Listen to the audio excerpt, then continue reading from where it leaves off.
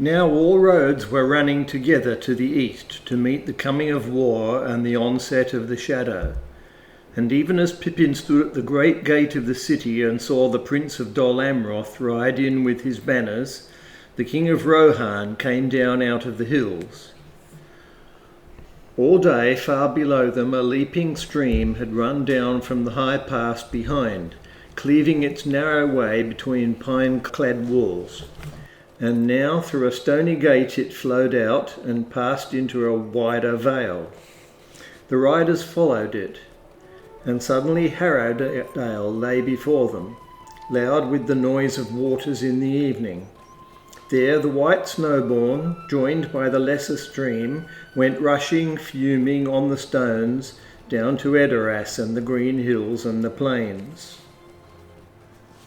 At dawn 3 days ago, Lord, Shadowfax came like a wind out of the west to Edoras, and Gandalf brought tidings of your victory to gladden our hearts. But he brought also the word from you to hasten the gathering of the riders. And then came the winged shadow. The winged shadow, said Theoden. We saw it also, but that was in the dead of night before Gandalf left us. Maybe, Lord, said Dunher.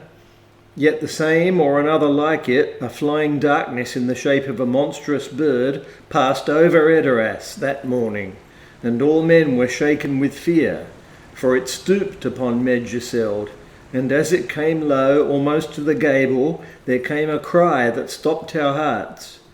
Then it was that Gandalf counselled us not to assemble in the fields, but to meet you here in the valley under the mountains. And he bade us to kindle no more lights or fires than barest need asked. So it has been done. Gandalf spoke with great authority. We trust that is as you would wish. Naught has been seen in Harrowdale of these evil things. It is well, said Theoden. I will ride now to the hold, and there, before I go to rest, I will meet the marshals and captains. Let them come to me as soon as may be. On all the level spaces there was a great concourse of men.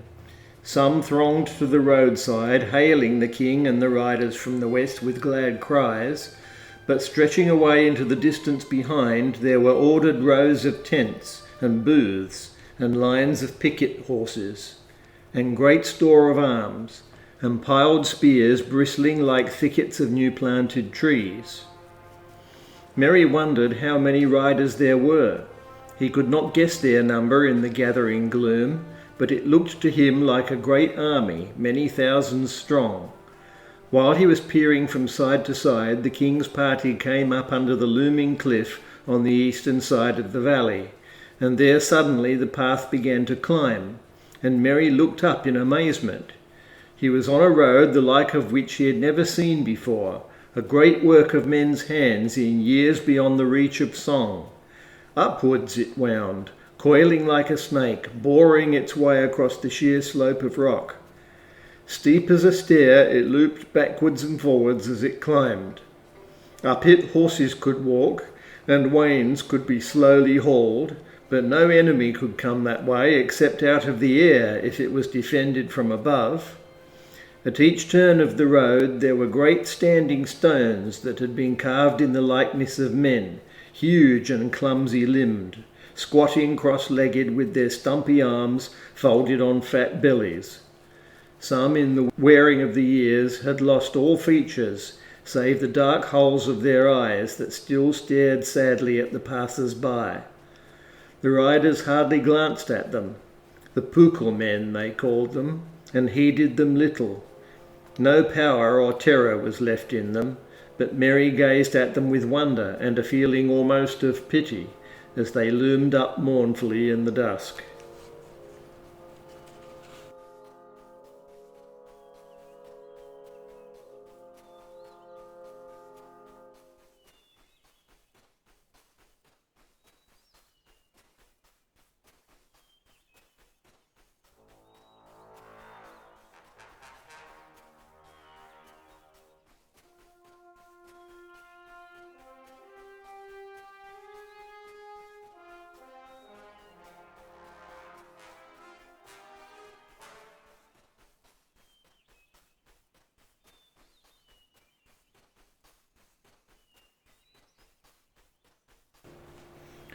At last the king's company came to a sharp brink, and the climbing road passed into a cutting between walls of rock, and so went up a short slope and out onto a wide upland.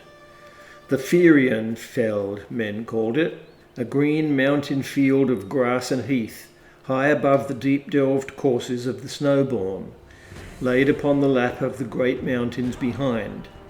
The stark horn southwards, and northwards the saw-toothed mass of Ehrensaga, between which there faced the riders the grim black wall of the Dwimmerberg, the haunted mountain rising out of steep slopes of sombre pines. Dividing the upland into two, there marched a double line of unshaped standing stones that dwindled into the dusk and vanished in the trees. Those who dared to follow that road came soon to the black Dimholt, under Dwimmerberg and the menace of the pillar of stone, and the yawning shadow of the forbidden door. As they drew near, Mary saw that the rider was a woman with long braided hair gleaming in the twilight, yet she wore a helm and was clad to the waist like a warrior and girded with a sword. "Hail, Lord of the Mark," she cried. "My heart is glad at your returning." "And you, Eowyn," said Theoden. "It's all well with you?" "All is well. It was a weary road for the people to take, torn suddenly from their homes. There were hard words, for it is long since war has driven us from the green fields, but there have been no evil deeds. All is now ordered, as you see, and your lodging is prepared for you."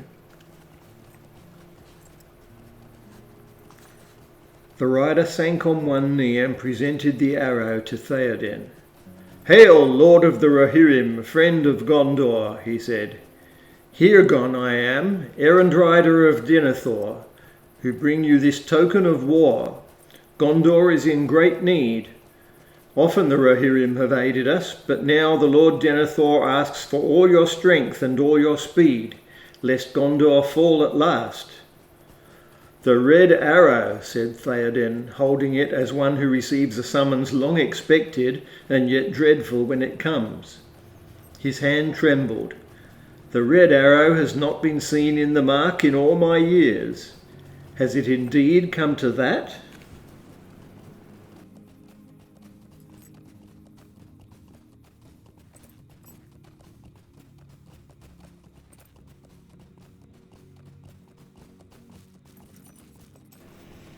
There on the wide flats beside the noisy river were marshalled in many companies well nigh 55 hundreds of riders fully armed, and many hundreds of other men with spare horses lightly burdened. A single trumpet sounded. The king raised his hand, and then silently the host of the mark began to move. Foremost went 12 of the king's household men, riders of renown. Then the king followed with Eomer on his right. He had said farewell to Eowyn above in the hold, and the memory was grievous, but now he turned his mind to the road that lay ahead. Behind him Merry rode on Stibber with the errand riders of Gondor, and behind them again 12 more of the king's household. They passed down the long ranks of waiting men with stern and unmoved faces. But when they had come almost to the end of the line, one looked up, glancing keenly at the hobbit. A young man, Merry thought, as he returned the glance, less in height and girth than most. He caught the glint of clear grey eyes, and then he shivered, for it came suddenly to him that it was the face of one without hope who goes in search of death. On down the grey road they went beside the Snowbourne rushing on its stones, through the hamlets of Underharrow and Upbourne, where many sad faces of women looked out from dark doors.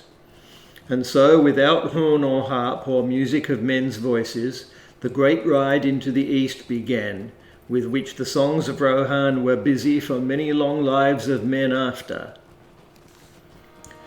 From dark Dunharrow in the dim morning, with Thane and Captain rode Thengil's son.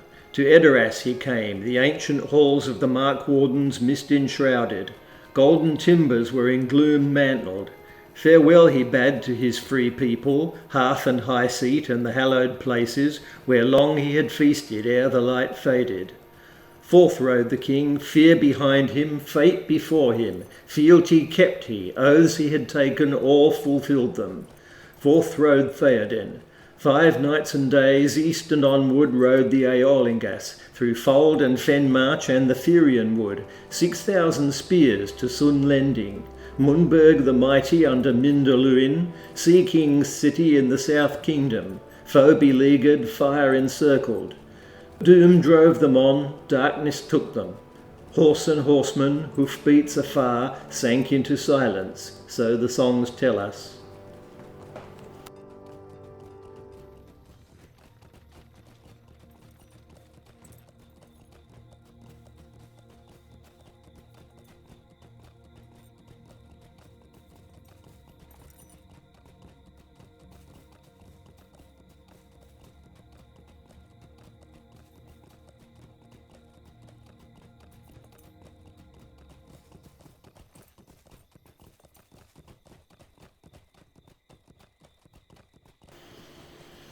It was indeed in deepening gloom that the king came to Edoras.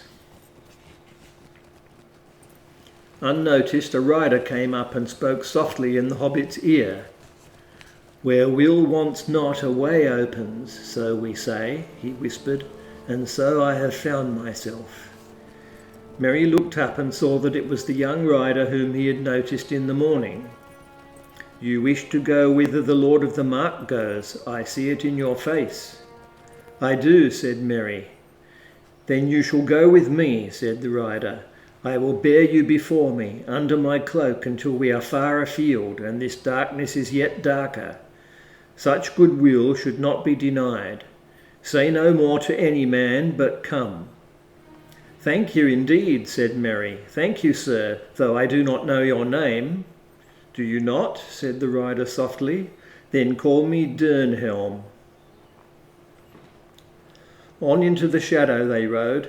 In the willow thickets where Snowbourne flowed into Entwash, 12 leagues east of Edoras, they camped that night, and then on again through the fold and through the fen march, where to their right great oak woods climbed on the skirts of the hills under the shades of dark Halifaerion by the borders of Gondor. But away to their left the mists lay on the marshes fed by the mouths of Entwash. And as they rode, rumour came of war in the north. Lone men, riding wild, brought word of foes assailing their east borders, of orc hosts marching in the wold of Rohan. Ride on, cried Eomer. "Too late now to turn aside. The fens of Entwash must guard our flank. Haste now we need. Ride on."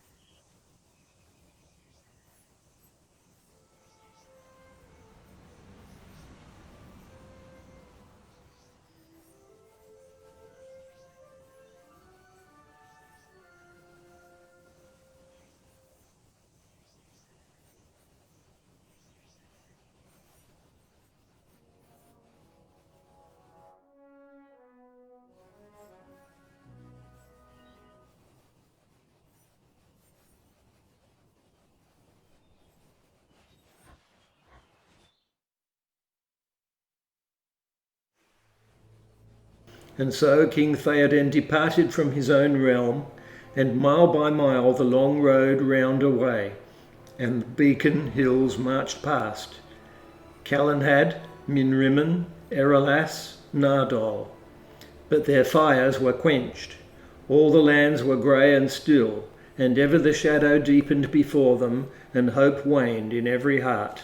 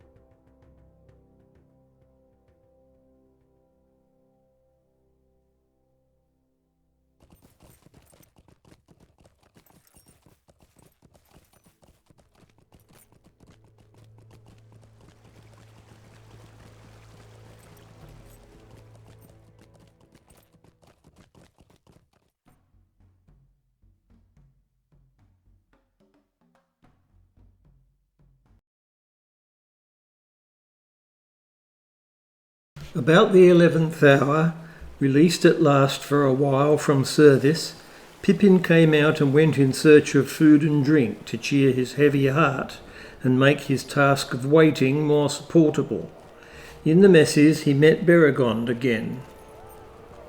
Suddenly as they talked they were stricken dumb, frozen as it were to listening stones.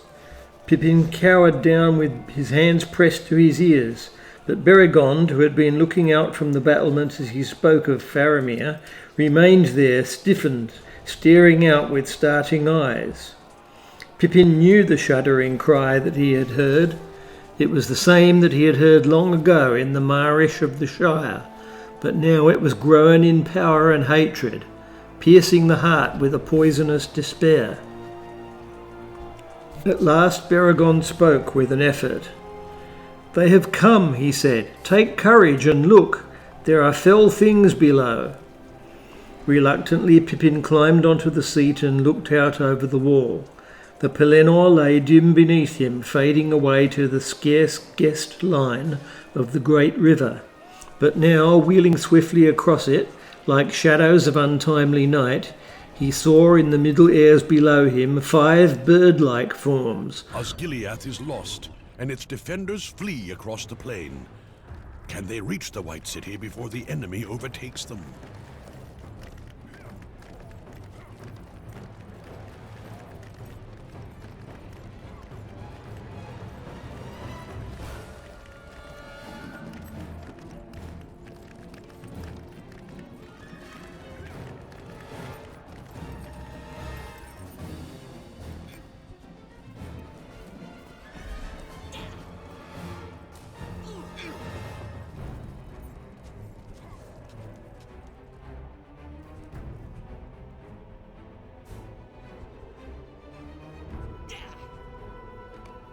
The enemy draws near!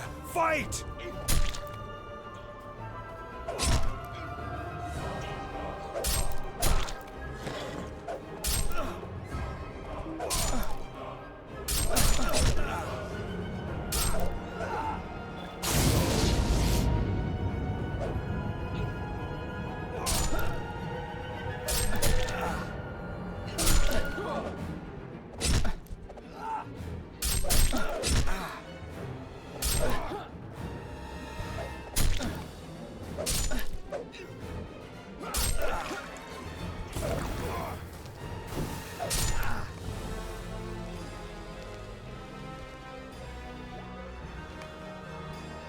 Faramir has fallen.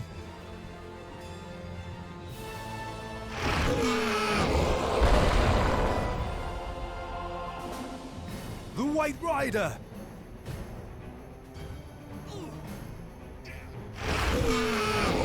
For Gondor! For Faramir!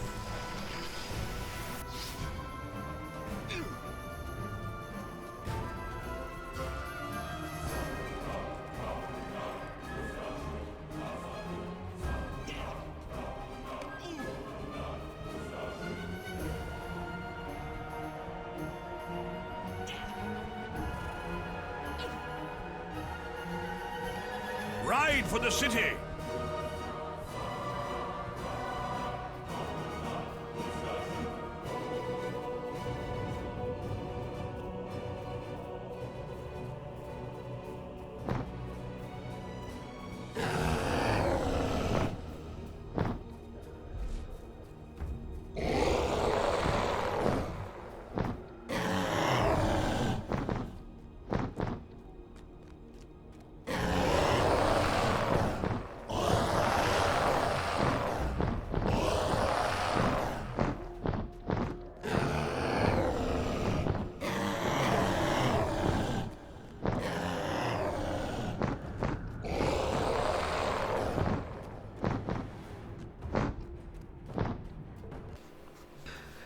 Said Denethor, I know you well. Ever your desire is to appear lordly and generous as a king of old, gracious, gentle. That may well befit one of high race if he sits in power and peace, but in desperate hours gentleness may be repaid with death. So be it, said Faramir. So be it, cried Denethor, but not with your death only, Lord Faramir, with the death also of your father and of all your people, whom it is your part to protect now that Boromir is gone. Do you wish then, said Faramir, that our places had been exchanged? Yes, I wish that indeed, said Denethor, for Boromir was loyal to me and no wizard's pupil. He would have remembered his father's need and would not have squandered what fortune gave. He would have brought me a mighty gift. For a moment Faramir's restraint gave way. I would ask you, my father, to remember why it was that I, not he, was in Ithilien. On one occasion at least your counsel has prevailed, not long ago. It was the lord of the city that gave the errand to him. Stir not the bitterness in the cup that I mixed for myself, said Denethor. Have I not tasted it now many nights upon my tongue, foreboding that worse yet lay in the dregs? As now indeed I find. Would it were not so? Would that this thing had come to me. Comfort yourself, said Gandalf. In no case would Boromir have brought it to you. He is dead and died well, may he sleep in peace. Yet you deceive yourself. He would have stretched out his hand to this thing, and taking it he would have fallen. He would have kept it for his own, and when he returned you would not have known your son. Much must be risked in war, said Denethor. Caer Andros is manned, but no more can be sent so far. But I will not yield the river and the Pelennor unfought, not if there is a captain here who still has the courage to do his lord's will. Then all were silent, but at length Faramir said, I do not oppose your will, sire. Since you are robbed of Boromir, I will go and do what I can in his stead, if you command it. I do so, said Denethor. Then farewell, said Faramir. But if I should return, think better of me. That depends on the manner of your return, said Denethor. Gandalf it was that last spoke to Faramir ere he rode east. Do not throw your life away rashly or in bitterness, he said. You will be needed here for other things than war. Your father loves you, Faramir, and will remember it ere the end. Farewell. So now the Lord Faramir had gone forth again, and had taken with him such strength of men as were willing to go or could be spared. I am glad you have come at this dark hour, my friend. Sauron's armies have encircled the city, and now only battle can decide the fate of Gondor. The strength of men shall be tested this day. Let us hope we have done enough to ensure that their courage does not falter.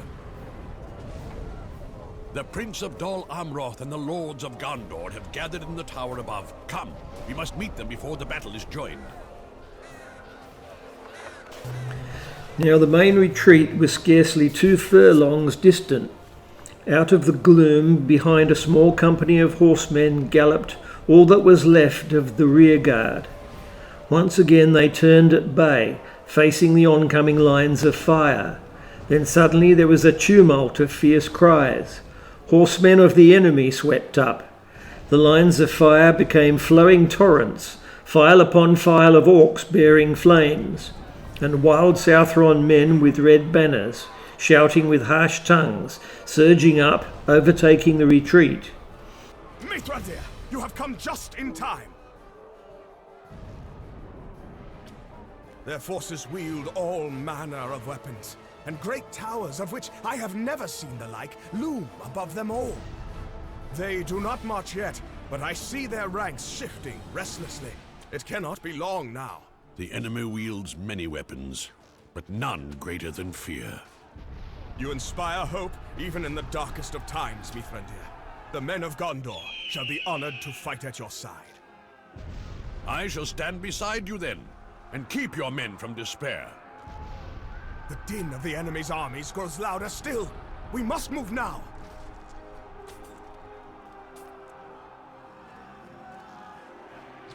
So it is, so it is. I cannot even have a few words with these fine men before the enemy would see me slain. Well, I will let my axe speak for me then. My men await my command. Dwyn here, call your sons and let us go. Dwelling, Derafin, the time for scouting is over. Follow me onto the wall. At once, father. Derafin, stop wasting your arrows and get in position. Call it a waste, brother. I've done more to thin their numbers than all this talk. And with a piercing cry out of the dim sky fell the winged shadows, the Nazgul stooping to the kill. The mounted knights returned, and at their rear the banner of Dol Amroth and the prince. And in his arms before him on his horse he bore the body of his kinsman, Faramir, son of Denethor, found upon the stricken field. "Faramir, Faramir," men cried, weeping in the streets. But he did not answer, and they bore him away up the winding road to the citadel and his father. So now at last the city was besieged, enclosed in a ring of foes. The Rammas was broken, and all the Pelennor abandoned to the enemy. But the Injins did not waste shot upon the indomitable war. It was no brigand or orc chieftain that ordered the assault upon the Lord of Mordor's greatest foe. A power and mind of malice guided it. As soon as the great catapults were set, with many yells and the creaking of rope and winch, they began to throw missiles marvellously high, so that they passed right above the battlement and fell thudding within the first circle of the city, and many of them, by some secret art, burst into flame as they came toppling down. Soon there was a great peril of fire behind the wall, and all who could be spared were busy quelling the flames that sprang up in many places.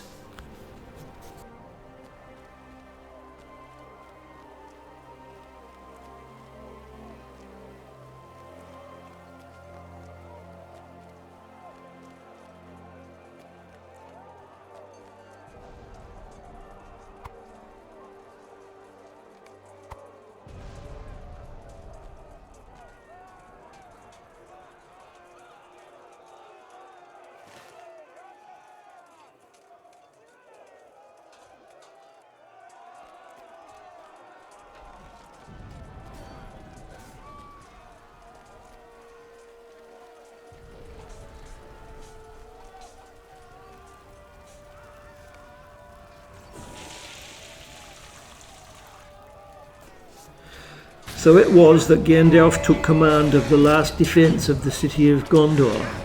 Wherever he came, men's hearts would lift again, and the winged shadows pass from memory. Tirelessly he strode from citadel to gate, from north to south about the wall, and with him went the Prince of Dol Amroth in his shining mail. Far behind the battle the river had been swiftly bridged, and all day more force and gear of war had poured across. Now at last, in the middle night, the assault was loosed.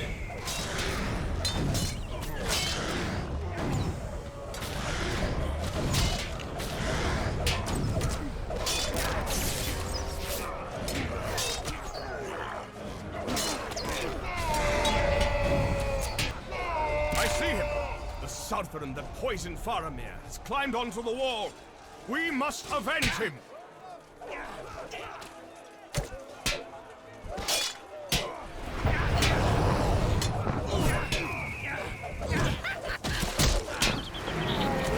will of your master holds no power here. Be gone!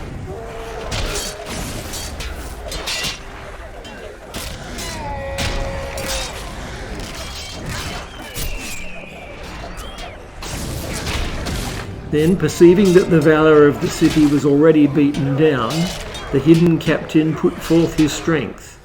Slowly the great siege towers built in Osgiliath rolled forward through the dark.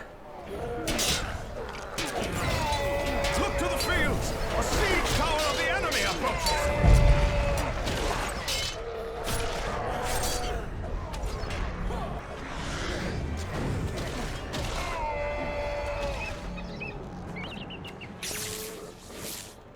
Make haste! Assail the tower and set it aflame!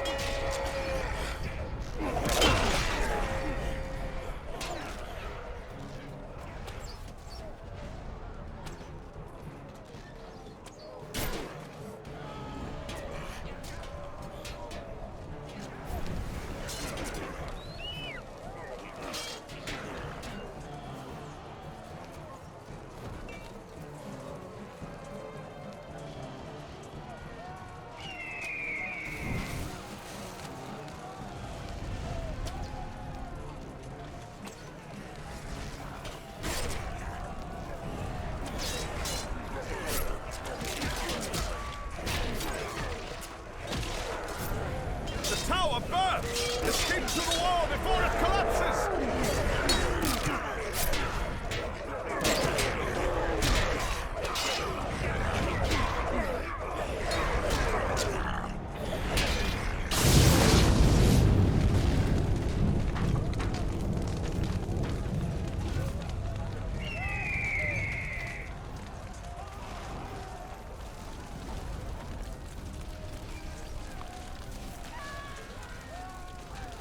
"The first circle of the city is burning, Lord," they said. "What are your commands? You are still the Lord and Steward. Not all will follow, Mithrandir. Men are flying from the walls and leaving them unmanned." Why do the fools fly?" said Denethor. "Better to burn sooner than late, for burn we must. Go back to your bonfire, and I will go now to my pyre. To my pyre! No tomb for Denethor and Faramir. No tomb, no long slow sleep of death embalmed. We will burn like heathen kings before ever a ship sailed hither from the west. The west has failed. Go back and burn."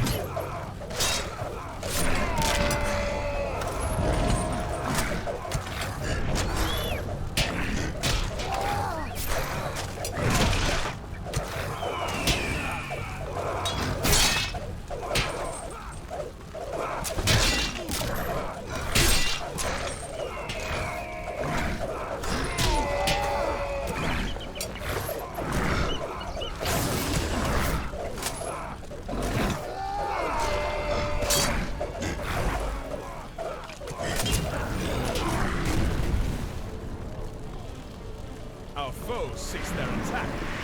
Men, repair what you can and make ready for the next assault.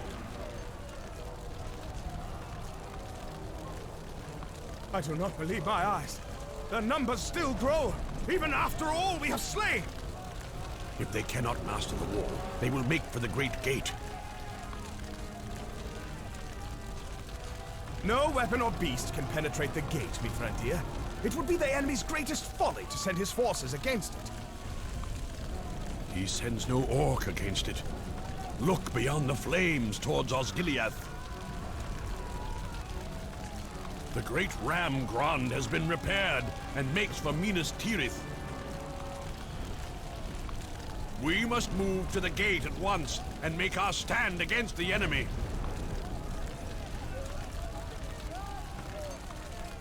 The drums rolled louder.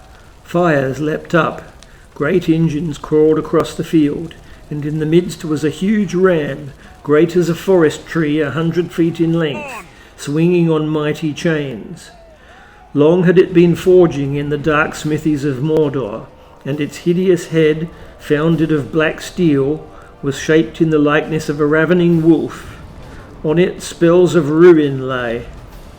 Grond they named it, in memory of the hammer of the underworld of old. Great beasts drew it, orcs surrounded it, and behind walked mountain trolls to wield it. The drums rolled and rattled. With a vast rush, Grond was hurled forward by huge hands. It reached the gate. It swung.